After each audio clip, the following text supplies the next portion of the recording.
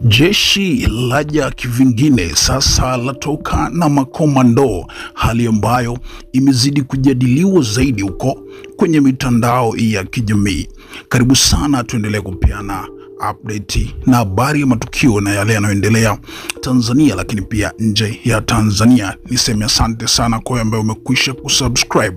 Ambaye bado ni kusii, muda ndo huu, bonyeza maneno mekundu subscribe kisha alama ya kengele ili usiwe unapitwa na taarifa nzuri na za ndani kama hizi. Ni wiki kadhaa sasa tumekuwa tukiona jeshi la polisi likichanganyikana na polisi wa kawaida, jeshi la JWTZ, magereza, uhamiaji na mengineyo yakijiunga pamoja kufanya matembezi huko mitaani mikoa mbalimbali, ambapo kitendo hichi watu wengi wamekiunganisha kama ni hali ya kuwatia wananchi kuambia kwamba jeshi lipo kufuatia vuguvugu la maandamano ambalo linatajwa huko kwenye mitandao ya kijamii. Sasa jeshi limekuja kivingine, ambapo sasa hivi limeweza kutoka kabisa na makomando, kwa sababu makomando tumekuwa tukiona kwenye maonyesho na kumbeba mabegi makubwa sana migongoni na vitu vingine kama hivyo. Sasa leo jeshi limeweza kutoka na makomando wao ambao ni JWTZ kabisa,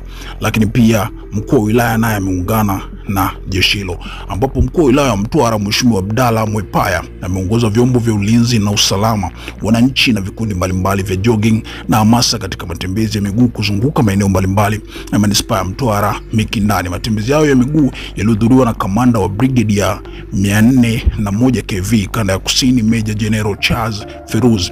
Akizungumza baada ya matembezi yao, Mheshimiwa Mwepaya amewapongeza vyombo vya ulinzi na usalama kwa kuendelea kujumuika katika kufanya mazoezi mara kwa mara ili kuimarisha umoja na mshikamano baina ya vyombo hivyo. Pia amevipongeza vikundi vya jogging na hamasa kwa kuungana na vyombo vya ulinzi katika matembezi ya mguu. Aidha, Meja General Feruz amepongeza na kutoa zawadi kwa baadhi ya wazee wa vikundi kama cha Likonde Jogging walioshiriki katika matembezi hayo. Baada ya picha hizi na video kupostiwa kwenye mitandao ya kijamii, komenti nyingi sana za watu zimekuwa zikienda moja kwa moja kwamba jeshi linafanya hivi kutokana labda na vuguvugu la maandamano ambalo yamekuwa yanasemekana kuhamasishwa kwa mitandaoni na wanaharakati. Lakini sasa hivi jeshi limetoka kivingine. Ukiangalia kwenye picha utaona kuna wale ambao ni makomando kabisa wametoka, lakini pia mkuu wa wilaya. So hii hapa ni habari mpya ambayo nimesema nikusogezea hapa, lakini kumbuka jeshi la polisi limekataza vurugu na maandamano.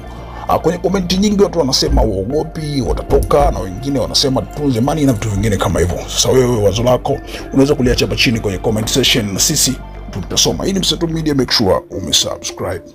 Hakikisha umesubscribe, comment, like na kushare. Mseto Media, we connect everywhere.